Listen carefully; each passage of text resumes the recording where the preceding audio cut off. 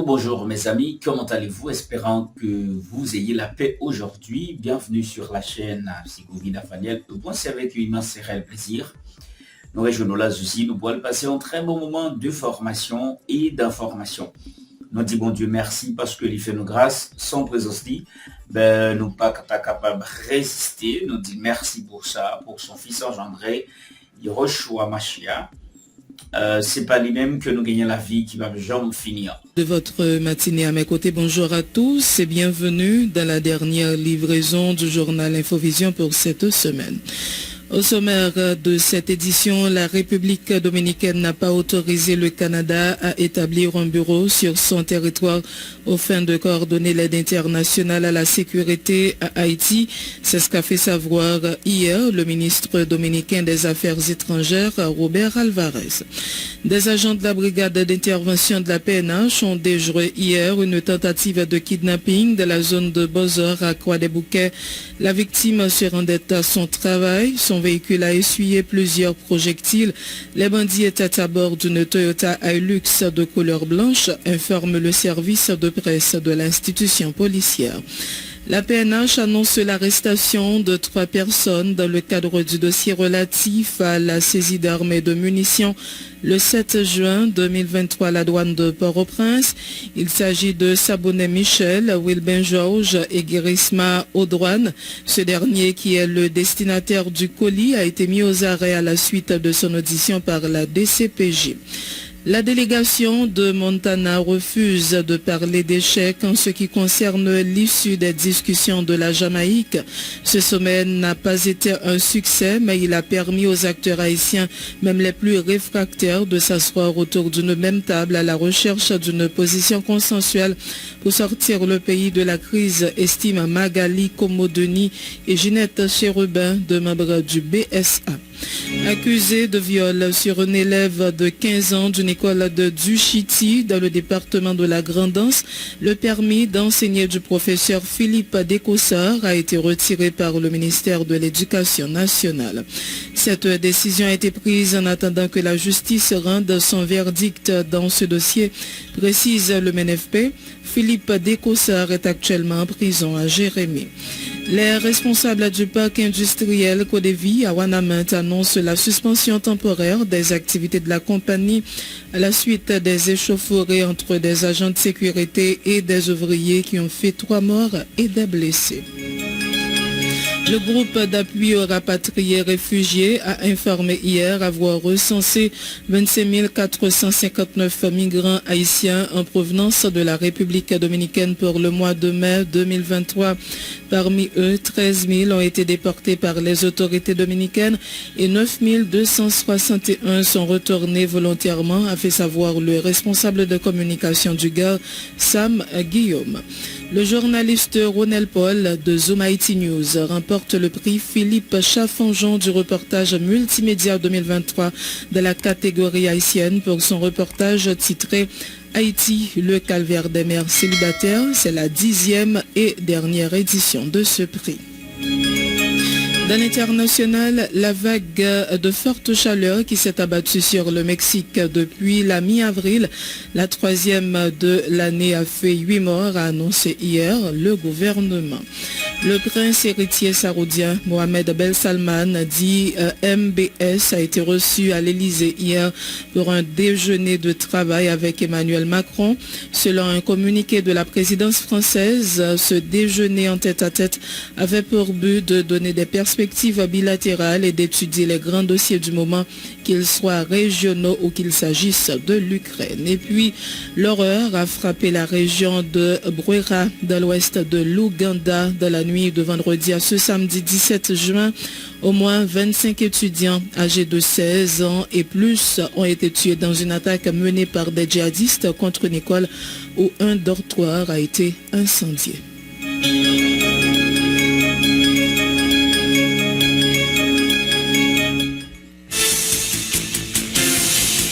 Être informé, c'est bien, mais être bien informé, c'est encore mieux. À Radio Vision 2000, l'information, c'est notre métier. L'information, c'est notre passion. Sport, culture, politique, information nationale et internationale, reportages, interviews, commentaires et analyses. Suivez l'info sur Vision 2000.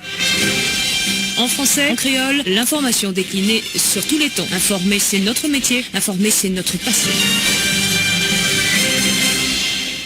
Benjer Pierre assure les manœuvres techniques à l'antenne, Marie-André Bélange. Vous suivez Infovision, le magazine matinal de Vision 2000.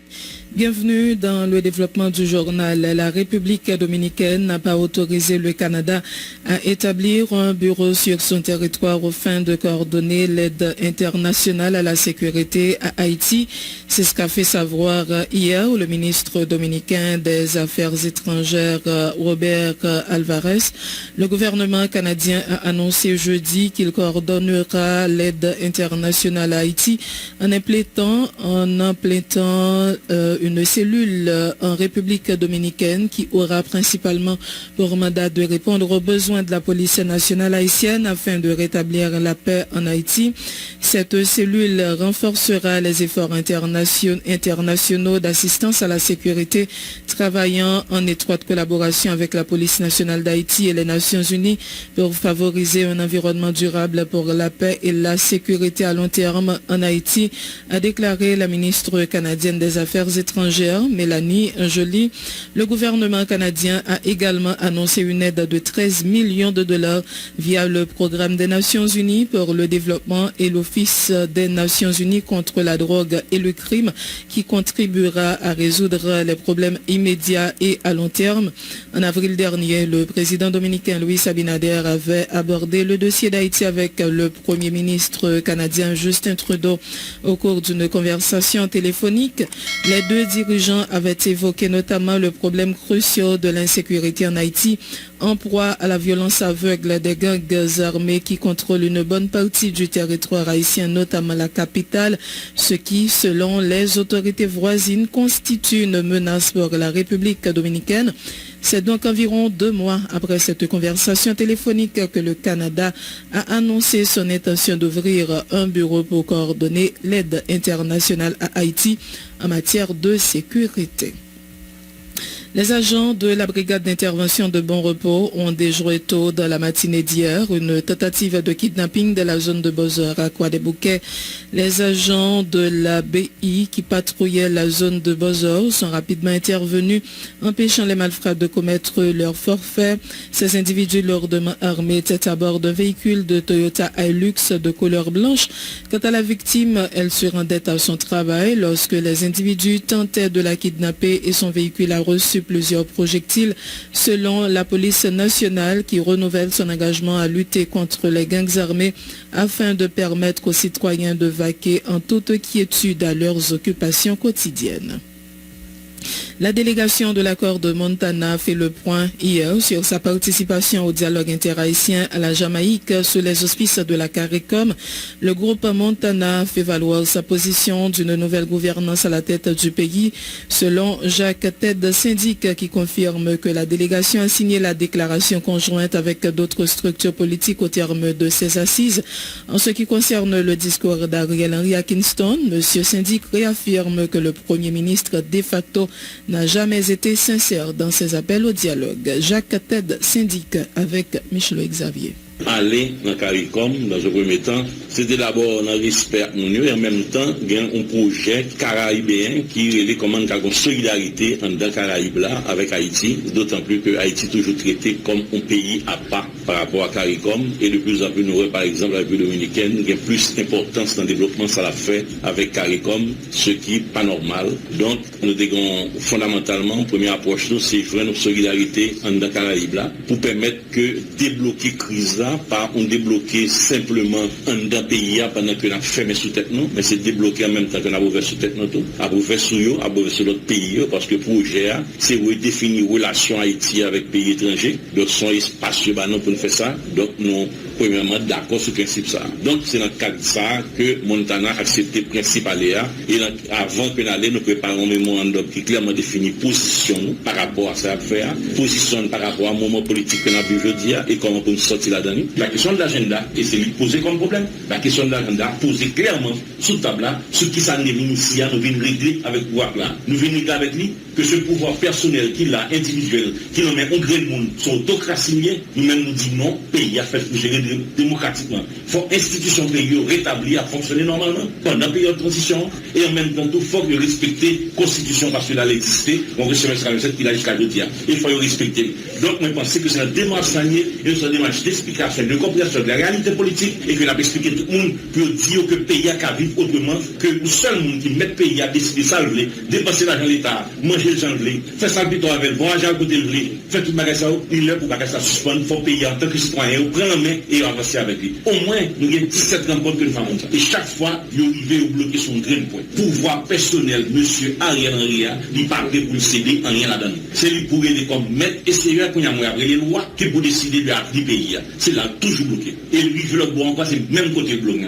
Et sous la grande déclaration qui sortit déclaration, ensemble de monde signé, parce que la majorité de monde de ça là, qui dit que l'heure pour changer le mode de gouvernement ça, il faut qu'il y ait un gouvernement bicéphale qui permette que le pouvoir partager, que le pouvoir ait contrôle sur lui, que le pouvoir ait un organe de contrôle qui a vérifié que ça gouvernement fait. Donc c'est là qu'on a toujours buté et par négociation, par avancer. Pouvoir voulait cambier telle face, c'est lui pour faire toute bagarre dans le pays. Et on parti international là, qui a supporté, et bien nous, projet, c'est faire montrer que Haïtien est capable de diriger telle chose pour eux-mêmes veulent moyen pour ouvrir tout dans le pays, venir occuper le pays. Et nous n'avons pas nous bloquer fondamentalement. Notre discussion de faire le bois, c'est que nous expliquer que ça est impossible ni inacceptable pour nous, Haïtiens capables de faire ça pour faire, il faut diriger le pays. Ariel, par contre, on doit faire conclusion de ça, mais même que la question du partage du pouvoir, la question de reconnaître que le paquet lui-même seul comme maître pays, tel pays, son bagage inacceptable pour lui.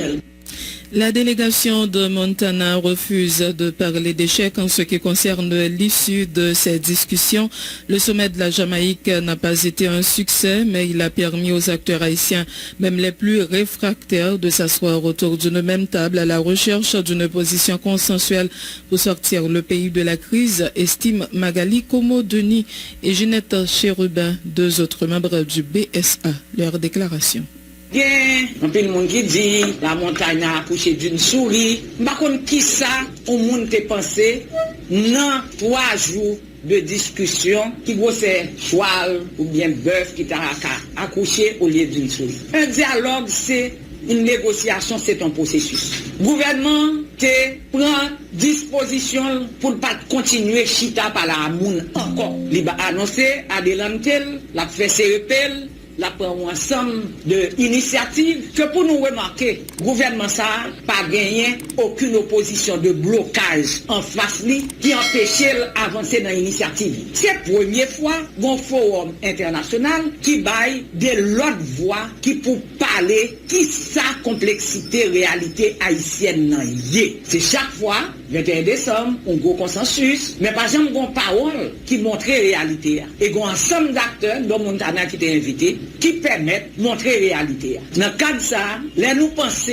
que style gouvernance ça, nous-mêmes, rôle nous, c'est pas à renforcer, c'est modifier pour permettre de payer pour l'autre cap. Et c'est comme ça nous avons pour documents qui sont documents de circonstances qui signent ensemble, un point qui c'est point nécessité changement gouvernance. C'est pas une coalition politique, c'est pas un front politique. Tant que quelqu'un commence à dire un front qui forme là, non, c'est pas objectif. Il y a un point précis sur la nécessité d'une autre forme de gouvernance. Nous formellement signons un document de tout le monde qui était sous point changement gouvernance. Il y a l'autre qui était sous point, mais peut-être au moment où signature a fait dans l'urgence, qui n'est pas présent. On va parler de fonds communs maintenant, qui suivi, qui va bien vous faire avec d'autres structures pour aider la balance que nous signons, déclaration conjointe avec eux, donc nous dit, mais qui positionnent sur question municipalité et autres, etc.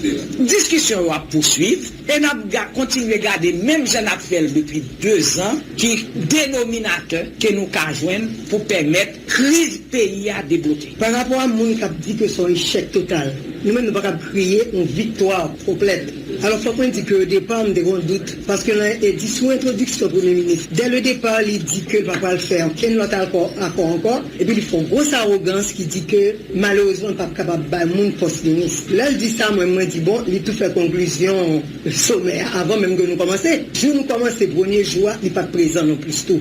Donc, même, tu as un grand doute, parce que moi, que vraiment, pas aucune volonté de dialoguer. malgré tout ça dit tout le temps. Mais au fur et à mesure, pour le ministre là, et de facto, il vient dans notre rencontre, et puis au fur et à mesure, paroles dégagées qui montrent que ce n'est pas 21 décembre seulement qui ont proposition pour avancer. Loin de là. Mais bon pas. Le pas, c'est que nous sommes en tribune, côté différents acteurs qui sont terrain, nous avons moins puis dit, et que pour tout le monde, clairement, que ce n'est pas 21 décembre non seulement. Et puis, nous avons un avantage tout, même si nous rencontrons la plupart des acteurs qui sont là, mais c'est la première fois que nous tous sommes ensemble, même côté, même le. Tout ça, c'est un point qui est positif, et nous sortis en déclaration qui montre qu'en face 21 décembre, non, société haïtienne, nous avons l'autre parole que dit, et il faut que tenu compte de paroles ça.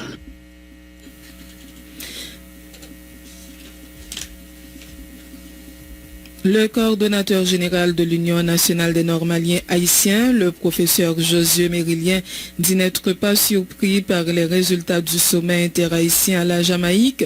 Selon lui, il fallait s'y attendre puisqu'il n'y avait pas d'agenda de discussion prédéfini sur les questions qui fâchent. Il appelle à la poursuite des négociations en Haïti en vue de poser les véritables problèmes qui sont à la base de la grave crise qui secoue le pays. Écoutez ces déclarations au micro de Marie-Guylaine Saint-Aimé-Macéus. Il y a des gens qui disent qu'ils sont déçus, c'est un échec, etc. Nous-mêmes, au niveau de nous, nous ne sommes pas déçus, nous ne sommes pas étonnés que pas rien qui sorti dans le sens pour résoudre la crise. Puisque, sur l'autre côté, bon masse, la bon masse, n'est qu'il y a des barreaux, avec des gens qui ont fait l'effort pour résoudre ces problèmes de le pays. Donc, ils prennent tout le monde, criminel, monde qui peut être correct, et ensemble. Donc, ça, c'est un problème. Le problème qui est dans ce sommet, c'est que l'agenda, discussion, pas bien défini d'avance. Et c'est une des raisons qui fait que nous-mêmes, nous ne pas aller dans ça.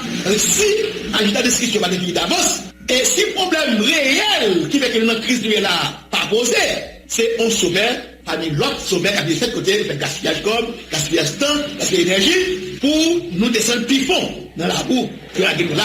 Nous avons écrit une lettre à Bénis Femme, ça qui devait éviter nous, pour dire que, sur pour bagaille que CARICOM, comme pays qui est dans la communauté caribéenne, décidé pour le coup de pouce pour aider les autres crises qui sont là. Et c'est droit, c'est devoir.